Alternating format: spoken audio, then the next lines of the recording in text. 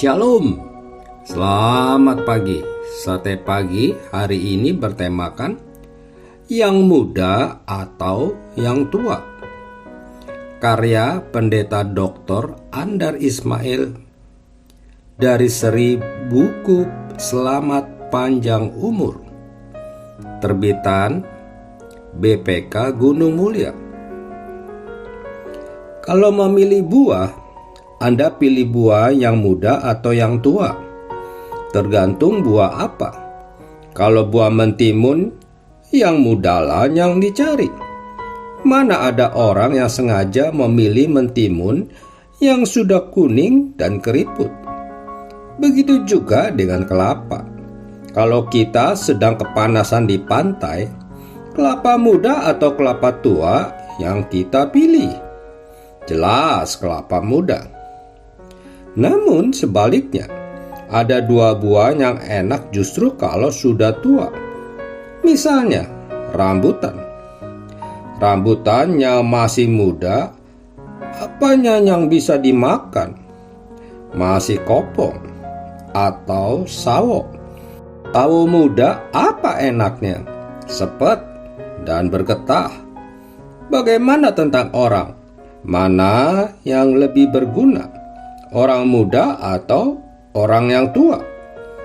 Kalau ada dua dokter yang belum Anda kenal, Anda pilih dokter yang masih muda dan baru lulus ataukah yang sudah tua dan hampir pensiun? Perbedaan atas orang yang muda dan tua terjadi dalam segala urusan. Ada pandangan yang mengagungkan masa muda. Sebaliknya, ada yang mengagungkan masa tua. Pandangan yang mengagungkan masa muda berkata, yang berguna bagi masyarakat adalah orang muda. Sebab orang muda produktif dan kreatif, berpikir dinamis dan cakap memimpin. Benarkah keterangan itu? Benar. Soekarno baru berusia 27 tahun ketika ia mendirikan Partai Nasional Indonesia. Berapa umur R.A. Kartini ketika mengembangkan gagasan sekolah perempuan? Umurnya baru 21 tahun. Dalam mengagungkan masa muda, kadang-kadang pandangan ini melecehkan masa tua. Seorang tokoh pandangan ini, yaitu Simone de Beauvoir, berkata, orang yang sudah tua tidak berguna bagi masyarakat. Makin tinggi umur orang, makin rendah pengetahuannya. Makin maju umur orang, makin mundur kecakapan berpikirnya. Sebaliknya, ada pandangan yang justru mendewakan masa tua. Dalam kitab Bulan Greh, orang yang tua digambarkan sebagai pohon beringin yang berakar dengan meluas dan mendalam.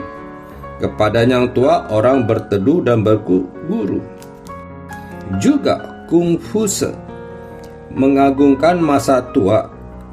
Ia berkata pada umur 20 orang belajar bijaksana. Umur 30 tumbuh bijaksana. Umur 40 merasa bijaksana. Umur 50 mencoba bijaksana. Umur 60 mulai bijaksana. Umur 70 baru bijaksana. Bagaimana dengan ajaran Alkitab? Apakah Alkitab mengungkapkan salah satu masa? Yang mana? Mari kita lihat satu demi satu. Pertama, tentang masa muda. Di Pengkhotbah pasal 11 ayat 9 tertulis, bersukarialah dalam kemudaanmu, biarlah hatimu bersuka pada masa mudamu, dan turutilah keinginan hatimu dan pandangan matamu. Di sini masa muda dianggap sebagai kegembiraan dan Tuhan memberi kebebasan agar orang menikmati masa muda. Namun ayat ini segera melanjutkan, tetapi ketahuilah bahwa karena segala hal ini Allah membawa engkau ke pengadilan. Artinya orang harus mempertanggungjawabkan penggunaan masa mudanya kepada Tuhan. Lalu ayat ini dilanjutkan dengan pedoman. Ingatlah akan penciptamu pada masa mudamu. Kedua, tentang masa tua di Mazmur 92 pasal 13 sampai dengan 16 tertulis, orang benar akan bertunas seperti pohon korma. Pada masa tua pun mereka masih berbuah. Pemazmur ini mengerti sifat pohon korma. Umur pohon korma puluhan tahun. Buah korma justru semakin berkualitas ketika pohon itu sudah tua. Pemazmur ini hendak berkata bahwa masa tua adalah masa menghasilkan buah yang bermutu. Apa sebabnya? Pemazmur ini melanjutkan, mereka yang ditanam di bait Tuhan akan bertunas di pelataran Allah. Masa tua adalah masa berbuah karena berakar pada Tuhan. Apa tujuan berbuah pada masa tua? Pemazmur ini menjawab, untuk memberitakan bahwa Tuhan itu benar, bahwa Ia gunung batuku.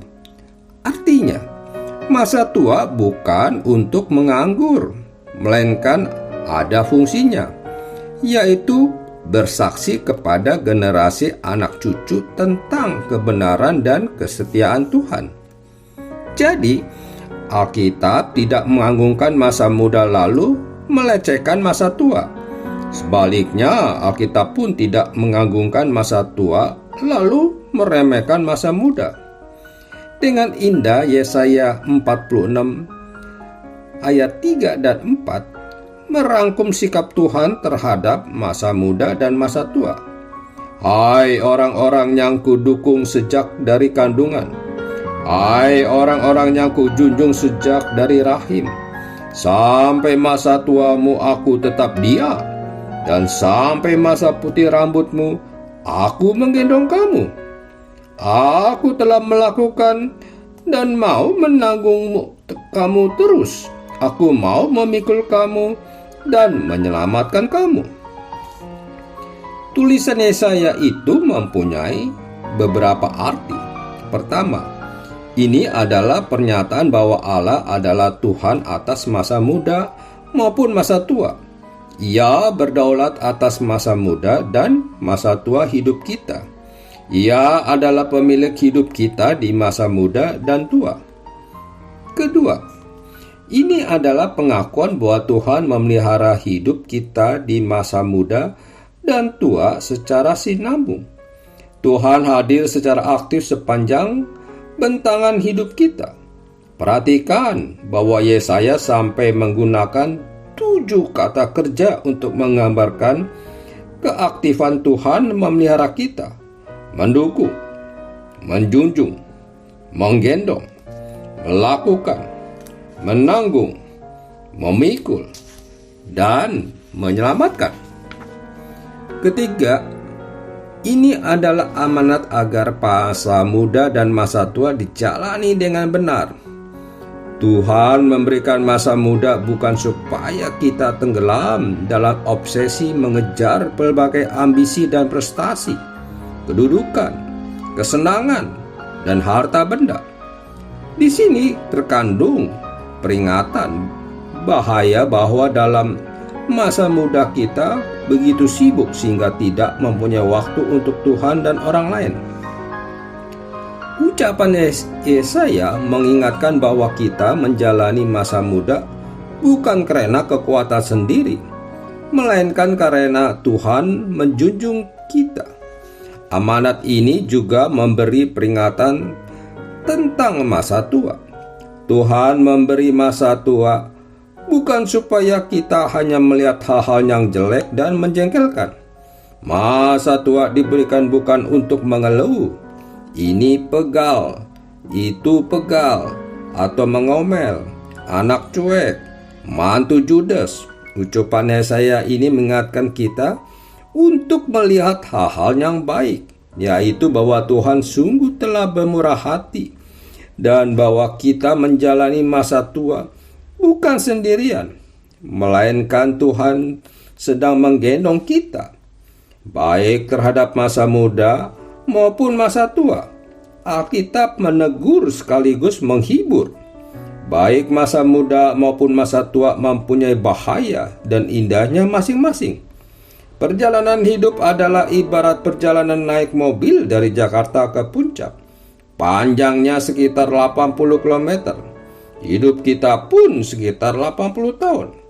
Mula-mula mobil berjalan lambat, masih di dalam kota. Ada lampu merah, ada orang menyeberang, lalu lintas macet. Itulah masa anak kecil. Banyak hambatan dan keterbatasan. Kita masih bergantung pada orang tua. Kita belum bisa apa-apa. Lalu sesudah itu mobil masuk jalan tol Jagorawi. Perjalanan cepat dan lancar. Itu ibarat setengah usia. Kita mulai mantap mempunyai pekerjaan, kedudukan, dan keluarga. Sesudah itu mobil keluar dari Jagorawi dan masuk jalan biasa lagi, melewati Ciawi, Cipayung, dan Cisarua. Di situ ada banyak tikungan dan tanjakan. Mobil merayap dengan perlahan-lahan. Itulah masa lanjut usia. Semuanya serba lambat. Namun, masa ini ada banyak keindahannya. Sambil merayapi tikungan dan tanjakan, kita merasakan udara yang sungguh segar dan pemandangan yang sangat bagus. Dari situ kita melihat ke bawah, ke lembah di belakang kita, melihat jalan yang berbelok-belok yang tadi kita lalui. Sekian puluh kilometer sudah kita jalanin, sekian puluh tahun sudah kita lampaui. Itulah bentangan hidup kita. Mengapa kita bisa menempuh jarak sejauh itu? Karena Tuhan mendukung, menjunjung, dan menggendong kita dari masa muda hingga masa tua. Amin. Mari kita berdoa.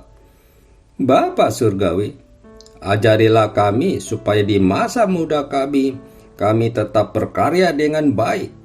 Juga di masa tua kami semakin bijaksana. Di dalam nama Tuhan Yesus kami berdoa. Amin.